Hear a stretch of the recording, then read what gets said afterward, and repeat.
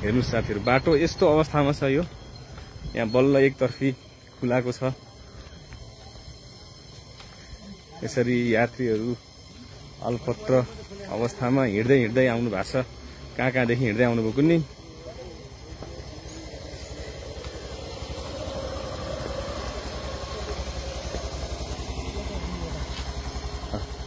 यहाँ चाहिँ यहाँ माथिदेखि नै यसरी पहिरो झरेको रहेछ। यहाँ माथिबाट नै अलि अझ माथिबाट नै यहाँ यसरी बाटोमा यहाँ निकै नै समय लागेको रहेछ।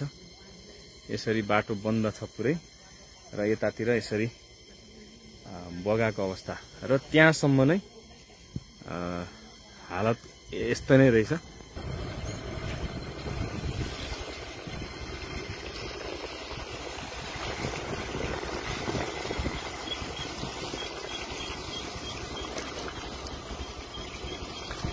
देख्न सक्नुहुन्छ यस्तो छ बाटोको हालत।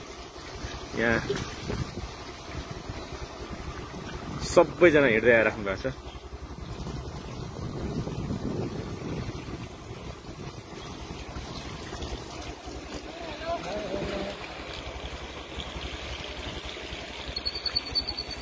कहाँदेखि हिँड्दै आउनुभयो तपाईहरु? हामी त यहीँबाट हो। ए यहीँबाट? इटहरी? ए मंगलटारबाट? हेर्नुस् त यस्तो छ हालत।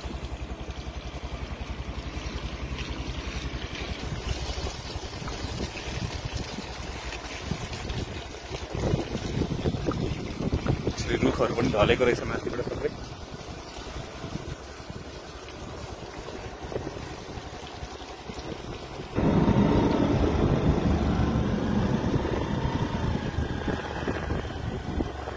आज बेलुकासम्म चाहिँ भकुण्डेबेसीसम्मको बाटो चाहिँ एकतर्फी रूपमा सञ्चालन हुने भन्ने खालको सूचना यहाँ दिनुभएको छ।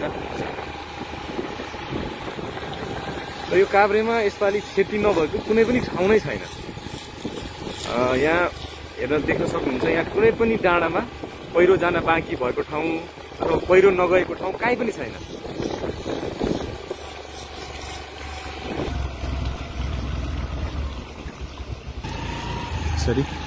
हजारौं यात्रुहरू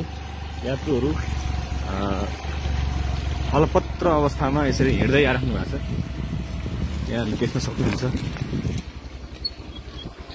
यो काभ्रे भन्ज्याङदेखि यता चाहिँ भकुण्डेबेसी सडक खण्डमा चाहिँ कुनै पनि खोल्सामा पहिरो नगएको, रुख नढलेको, त्यसपछि चाहिँ यसरी चाहिँ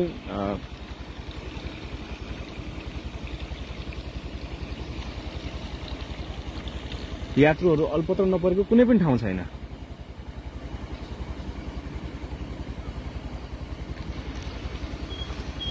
यहाँ धुलीखेल 11 मा मात्रै 2 जना पहिरोमा घरले थिचिएर मानवीय क्षति हुन पुगेको अवस्था रहेछ। हालत यस्तो छ बाटोको यति बेला। यहाँको केही एकतर्फी रूपमा सुचारू भएको हुँदाखेरि यहाँसम्म बाइकहरुमा, गाडीहरुमा र स्कुटरहरुमा यात्रा गर्न मिल्ने अवस्था छ। र यो डाँडा कट्ने बित्तिकै उता भकुण्डेबेसी सुरु हुन्छ र त्यहाँ पुग्नुभन्दा अगाडि चाहिँ यसरी सबै बाटो बन्द भएको अवस्था छ। यहाँहरूले देख्न सक्नुहुन्छ यसरी बाटो मुनि यस्तो अवस्था छ। जताततै पहिरो, जताततै यस्तो अवस्था छ गाउँको।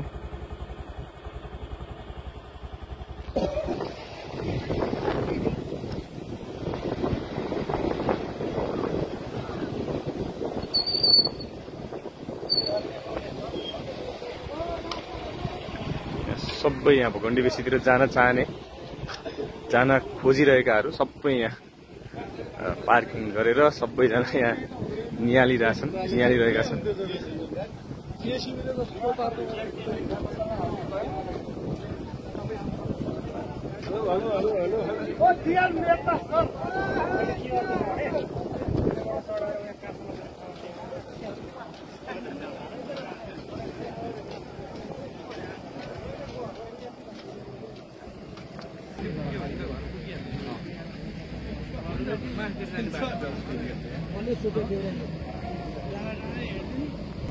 अहिले ठ्याक्कै यो क्षेत्रमा यहाँनिर पन्छाउने क्रम जारी छ।